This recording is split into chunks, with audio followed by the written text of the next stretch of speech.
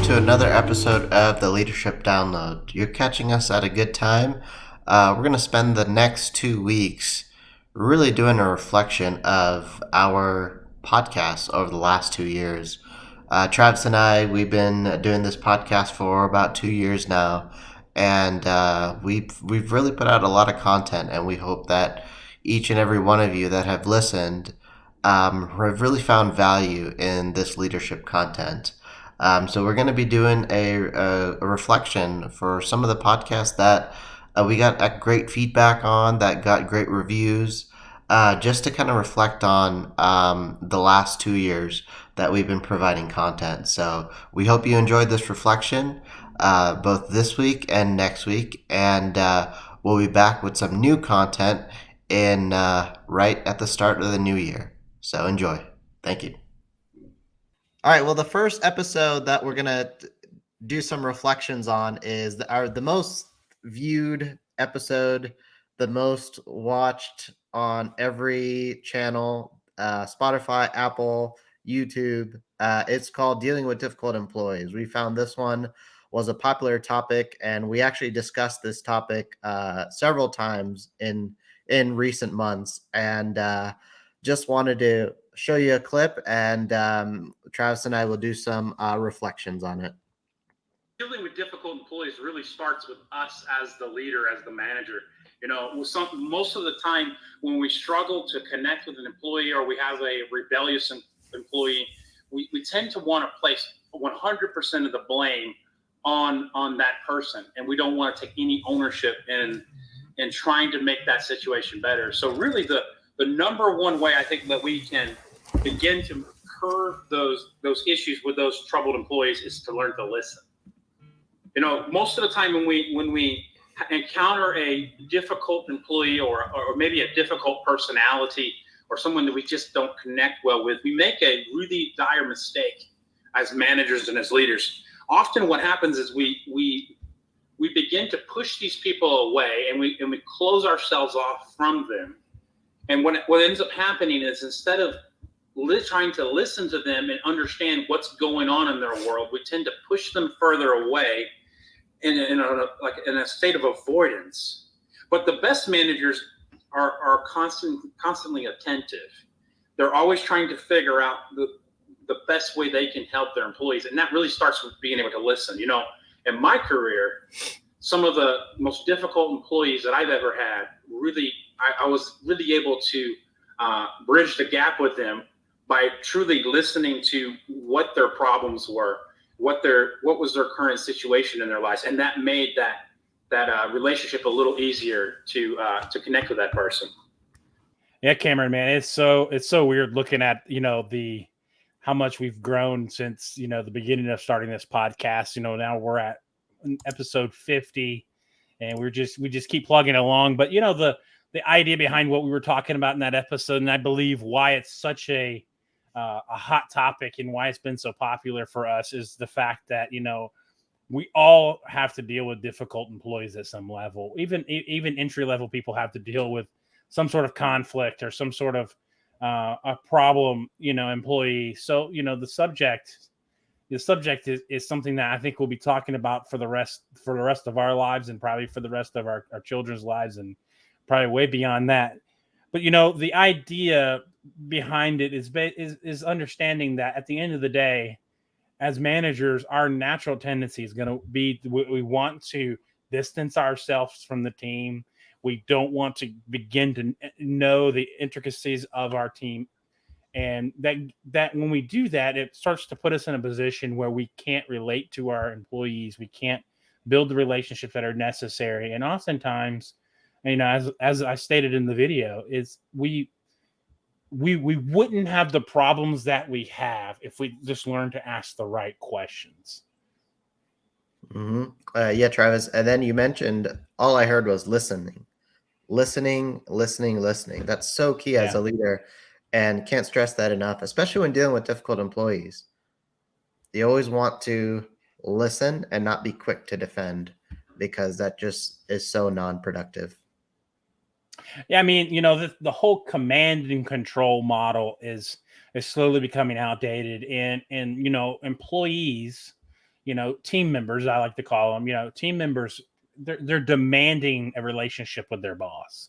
Mm-hmm. They see it as a necessity where, 15, 20, 30 years ago, people saw a boss as something that was in the ivory tower. Nowadays, people are seeing, even in these multi-billion-dollar companies, that you see Mark Zuckerberg down on the floor coding with his team. He's right there in the middle of everything going on in the organization, that he's not allowing that separation because he knows that as a leader, he has to lead from a position of relationships. And you can't lead. You can see the issues that are happening with Amazon. A lot of those issues that are happening with Amazon are because of the lack of relationship to the employee. They view their employees differently, and the new generation that's in the workforce now is now demanding that we're not willing to work this way. Mm-hmm. We're unwilling to work this way. So either you change or we're not going to work for you anymore. So, dealing with difficult employees, it starts with listening. It starts with listening. And if we can master that, we can be leaps and bounds ahead of everyone else and on this subject. And sometimes that's the root of the problem, that you have a difficult employee, is all they want to do is just be heard and feel relevant. Yeah, absolutely. And, and that doesn't take a whole lot of work. It just takes some time sitting down and listening and building those relationships. And, that is ultimately what I believe managers are these days. They're relationship builders. They're building relationships with customers. They're building relationship with employees, and they're building influence to be able to lead their team in the direction they need to go. Quite simply, that's what managers do in 2022. Mm-hmm. So as we jump into our next clip, this clip comes from episode 7, how to handle negative feedback. And as we stated in the beginning of this podcast, the idea behind how we chose these were based on how you guys responded to the different subjects, the different podcasts. So this was a major conversation piece, and we had a great conversation here. Cameron, roll the clip. Feedback is what helps us get better at leaders, and it's so important to be able to receive feedback and give feedback properly and in a positive manner. And this is something that I struggle with as well as being a young leader, where people try to undermine my ability and effectiveness as a leader. And feedback, as you mentioned, can be something to help you become a better leader. You mentioned blind spots. That's so critical in our leadership, is to be able to go to those people that you trust. It could be your boss. It could be people at your level. It could be people that you lead, that you trust, and say, hey, how am I doing? How are things going? Is there anything that I can improve upon? And it's the only reason why you want that is to help yourself get better. And you want to start seeing feedback as a good thing and start getting ideas from people around you on how you can get better. This is another great subject that I think every leader and really every person needs to be immersed into at some point, is how to handle negative feedback. I think we live in a day and age where negative feedback is sometimes viewed as something that's a bad thing. But I always preface this. I always listen to all feedback, no matter what. But the reality is behind it, and I think we talked about it later on in this episode, in that episode, was that, the feedback that I take to heart, the feedback that I really let affect me, is the feedback from trusted individuals. Right. I don't allow all feedback to affect me the same way. I think there's something to be learned from everything that's all feedback that's given to you. But I don't think all feedback deserves the same respect or the same amount of our attention. So as we grow, we will build relationships with people who we trust, who we believe that can provide us with good feedback. And these will be people that we can lean into. And when they provide us with that feedback, we can honor them by going back and actually listening to what they have to say. Because you got to remember, anytime someone provides you with some type of negative feedback, especially if they care about you, they're taking a risk of bringing that to you. They're bringing that to you because they care about you. They care about what your performance. So when you're handling negative feedback, take it at different levels based off of your relationship with that person. Yeah, and especially when you are dealing with a team, oftentimes team members will constantly provide you feedback of how things are going, whether positive or negative. And one thing that you don't want to fall short of is to just ignore their whatever that feedback is, whether positive or negative. You want to make sure that you acknowledge them, take it for what it is, and if it's you just need to make that person heard, whether it's a colleague, your team member, your superior, your mentor. And then there's some that you're going to have to actually take seriously is when you get those types of feedback, and you'll know when it's something where you have to act on or shift, or it's probably something that you're doing wrong, could be a habit of yours.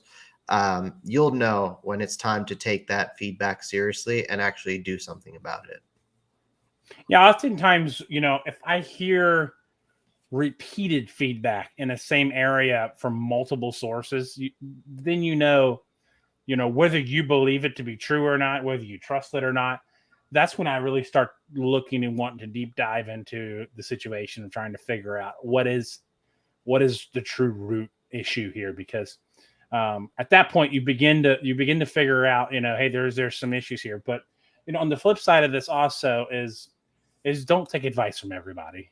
Mhm. Don't take advice from everybody. You don't have to listen to everybody's feedback. You take it and you use the wisdom that God is giving you to figure out if that is the right step for you or not.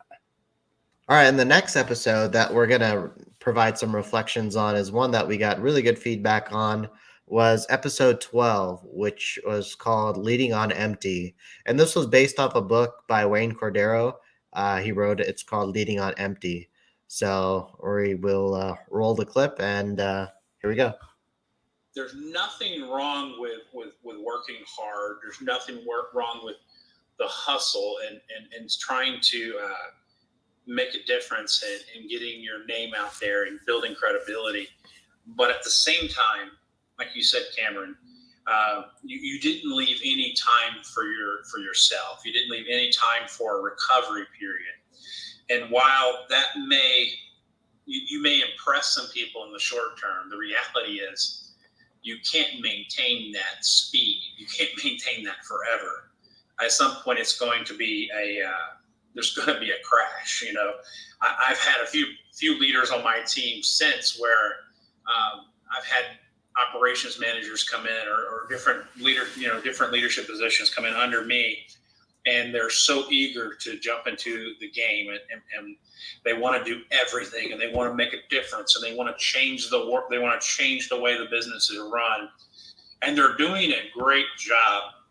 But I still come back to that fact of that, reminding them that, hey, you're doing a great job. I'm thankful for your effort, but I want you to remember there's going to come a time where you're going to meet a wall, and at this speed, it's going to be a very ugly crash, and you're not going to make it through it. So, yeah, this was a really interesting topic. It was based off of, as I mentioned, the book Leading on Empty, and it's really, I think this really takes it back to looking at yourself as a leader and what are you doing to fill your tank?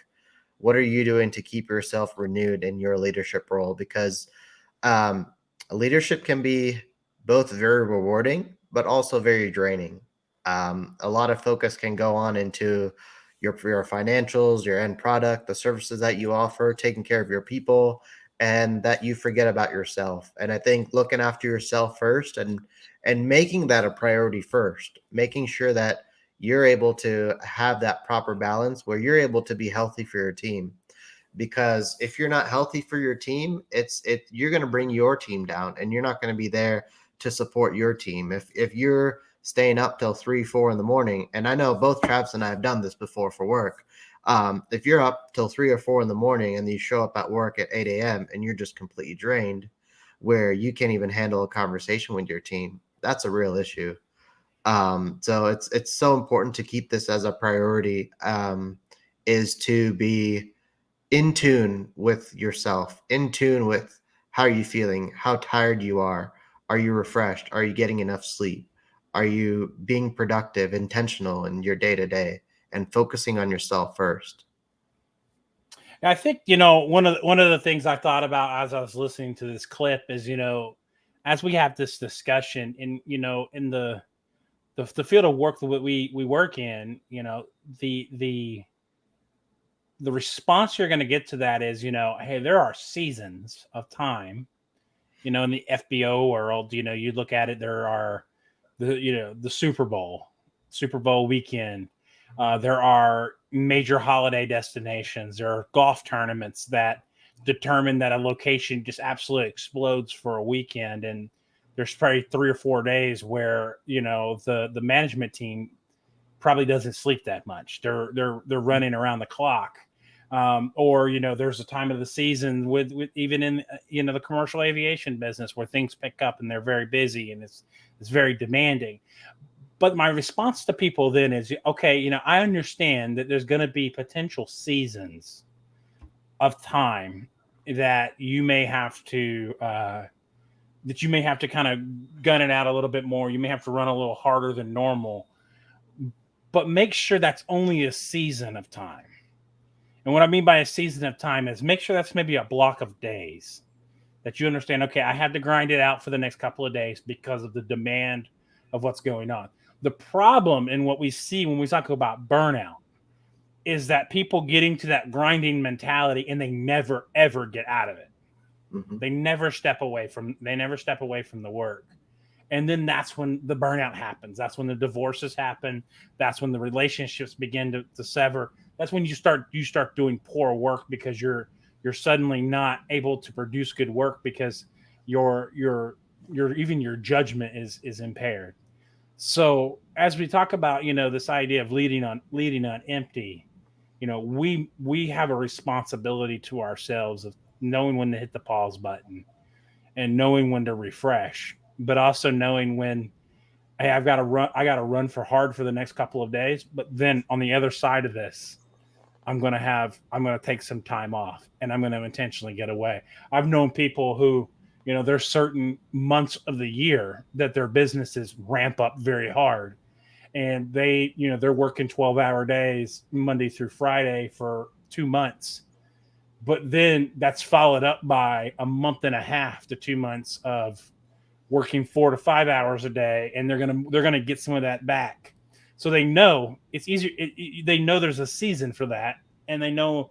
But the problem is a lot of people, they get out of the season, but they still maintain the pace, and that's not sustainable in the long run. Yeah, Travis, you hit on something about work-life balance, and someone told me this term a couple weeks ago. I think it was at a conference I was at.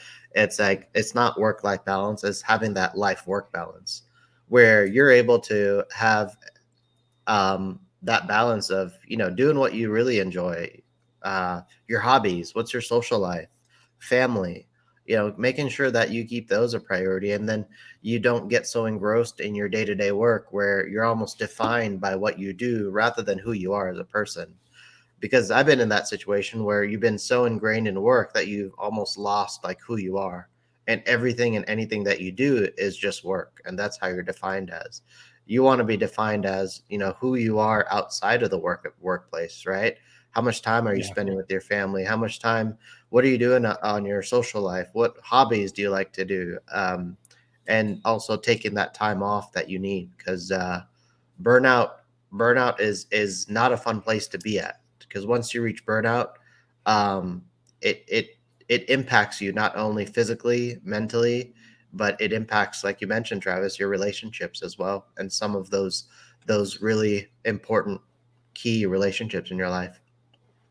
Yeah, one thing I'll add to that, is keep in mind, especially in a world where working from home is becoming more of a common issue. Here I am. I've been home for the last couple of weeks recovering from knee surgery, and one thing I have found is, yeah, there's work in the office that maybe is having to be done by someone else, but because I'm working from home and because I still have my computer, I actually find myself potentially working more hours sitting behind my computer at home than I would actually going to the office. So make sure that even during these times of transition where people are are working from home, that you are stepping away from the computer, and being fair to yourself and to your family during these times.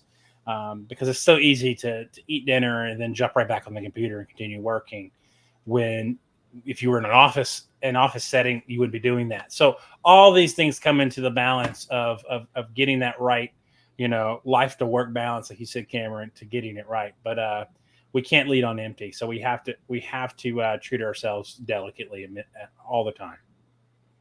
So our next episode we want to show a clip from today is episode 19.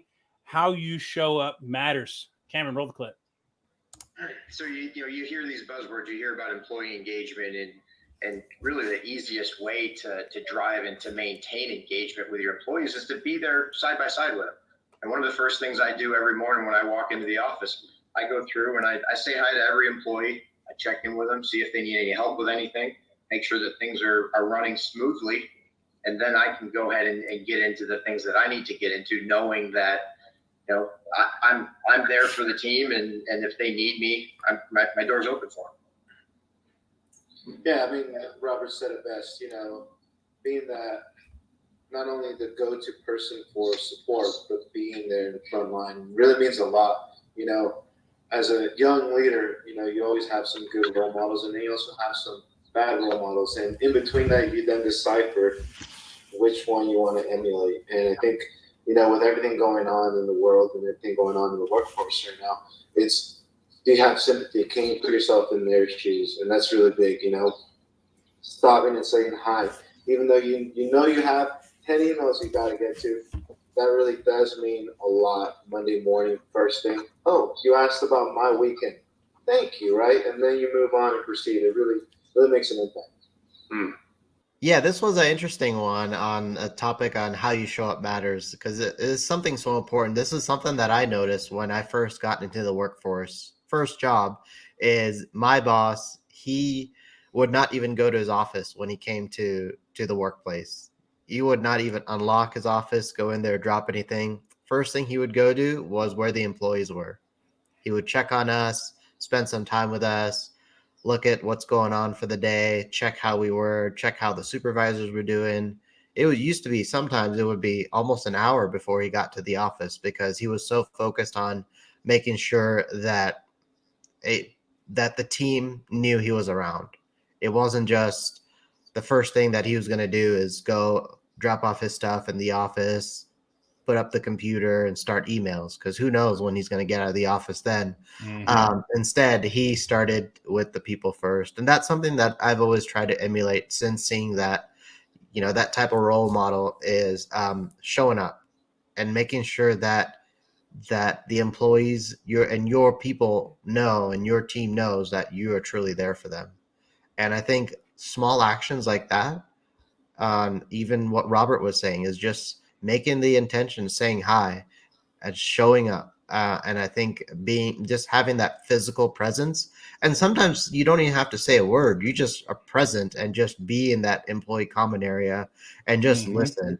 Because even that makes a difference when you're just listening to the conversations. I remember there's one place I worked where I sometimes would say very little, and I would just listen and take notes in my head, because was important for me to kind of know what was going on and what the vibes were in the room. Man, Cameron, what you just said is so true. I can't count how many revelations that I've come to of issues, or found out there was an issue to begin with. Like I would have never seen it, would have never thought of it this way, would have never believed it. But, just spending a few minutes in a break room, or just spending a few minutes talking to a new employee, or even an employee who's been around for a long time, just having those open conversations, it opens so many doors to allowing you to kind of see what the true challenges are. And most of the time, and it goes back to that old adage of problems are solved the closest to the problem, right?